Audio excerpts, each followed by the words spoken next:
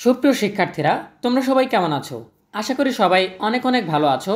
তোমরা ইতিমধ্যেই জেনেছো যে নতুন শিক্ষাক্রমের মূল্যায়ন পদ্ধতির জন্য খসড়া তৈরি করা হয়েছে।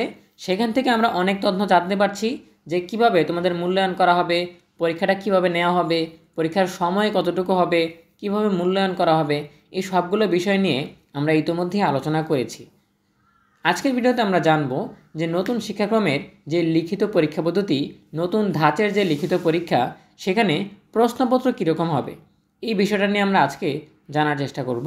শুরু করার আগে সবার কাছে ছোট্ট একটা রিকোয়েস্ট করছি, যারা এখনও আমাদের চ্যানেলটিকে সাবস্ক্রাইব করোনি তারা এখনই সাবস্ক্রাইব করে রাখো, তাহলে পরবর্তীতে তোমাদের জন্য প্রয়োজনীয় সকল শিক্ষণীয় আপডেট, সকল পরামর্শ সবার আগে পেয়ে যাবে। তাহলে চলো আমরা আর দেরি না করে সরাসরি মূল টপিকে চলে যাই।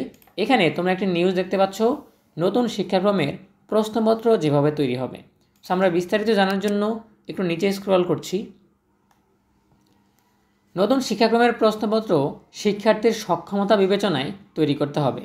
প্রতিটি বিষয়ের আলাদা প্রশ্ন তৈরি করতে হবে। প্রশ্নপত্র তৈরির জন্য নির্দেশনা দেবে সংশ্লিষ্ট শিক্ষা বোর্ড। পরীক্ষকদের একটি চেকলিস্ট দেওয়া হবে। এই চেকলিস্ট অনুযায়ী প্রশ্নপত্র তৈরি করতে হবে। সম্প্রতি নতুন শিক্ষাক্রমের মূল্যায়ন পদ্ধতি ও কীভাবে তৈরি হবে তা নিয়ে একটা খসড়া প্রস্তুত করেছে জাতীয় শিক্ষাক্রম ও পাঠ্যপুস্তক বোর্ড এনসিটিবি। এই খসড়া থেকে এসব তথ্য জানা গেছে। খসড়া অনুযায়ী শিক্ষার্থীর সক্ষমতা বিবেচনা করে বিষয়ভিত্তিক প্রশ্নপত্র তৈরি করা হবে।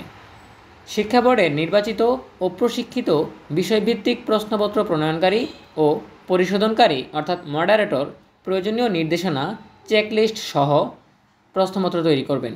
এই চেকলিস্টে দুইটি অংশ থাকবে: পর্যবেক্ষণ ছক, যা প্রত্যাবেক্ষক অর্থাৎ পরীক্ষার কেন্দ্রে দায়িত্বপ্রাপ্ত শিক্ষক কেন্দ্রে পরীক্ষার্থীর পারদর্শিতা পর্যবেক্ষণ করবেন, যেমন উপস্থাপন, প্রদর্শনী ইত্যাদি পর্যবেক্ষণ করে একটি অংশ পূরণ করবেন। আরেকটি অংশ পরীক্ষক লিখিত মূল্যায়ন করে পূরণ করবেন। ঠিক আছে? পরীক্ষক কোনো শিক্ষার্থীর পর্যবেক্ষণ ছকে প্রাপ্ত তথ্য এবং লিখিত উত্তরপত্র মূল্যায়নের ছকের তথ্য বিবেচনা করে নৈপুণ্য অ্যাপের মাধ্যমে, অর্থাৎ মূল্যায়নের ফলাফলের তথ্য যে অ্যাপে সংরক্ষণ করা হয়, সেই নৈপুণ্য অ্যাপের পারদর্শিতার নির্দেশকে পিআই ইনপুট দিবেন। তাতে এখনকার মতো কোনো নম্বর ব্যবস্থা নেই।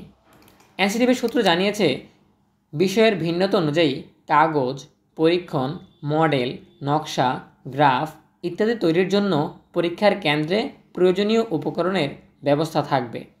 শিক্ষা বোর্ডই কেন্দ্র ঠিক করবে, তবে শিক্ষার্থীদের নিজ প্রতিষ্ঠানে কেন্দ্র হবে না, এখনকার মতো অন্য প্রতিষ্ঠানেই কেন্দ্র হবে। এ বিষয়ে এনসিটিভির চেয়ারম্যান অধ্যাপক ফরহাদুল ইসলাম বলেন, নতুন শিক্ষাক্রমের মূল্যায়ন পদ্ধতি সহ নানা বিষয় যুক্ত করে একটি খসড়া প্রস্তুত করা হয়েছে, তবে সেটি এখনও চূড়ান্ত হয়নি। খসড়া চূড়ান্ত হওয়ার পর এ বিষয়ে বিস্তারিত বলা যাবে। ঠিক আছে?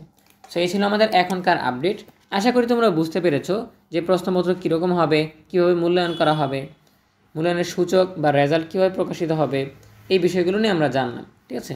তোমাদের সবগুলো বিষয় নিয়ে পাবলিক পরীক্ষাগুলো কীরকম হবে, মূল্যায়ন পদ্ধতিতে কীভাবে মূল্যায়ন করা হবে, এই সবগুলো বিষয় নিয়ে আমাদের বড় একটা ভিডিও রয়েছে।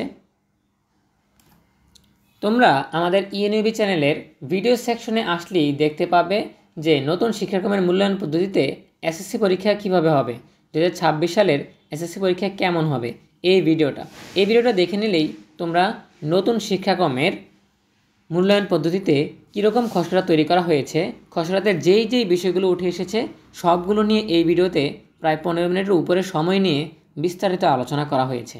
এই ভিডিওটা দেখে নিলেই তোমাদের সম্যক ধারণা হয়ে যাবে। সো দেখা হচ্ছে পরবর্তী আপডেট নিয়ে নতুন কোনো ভিডিওতে।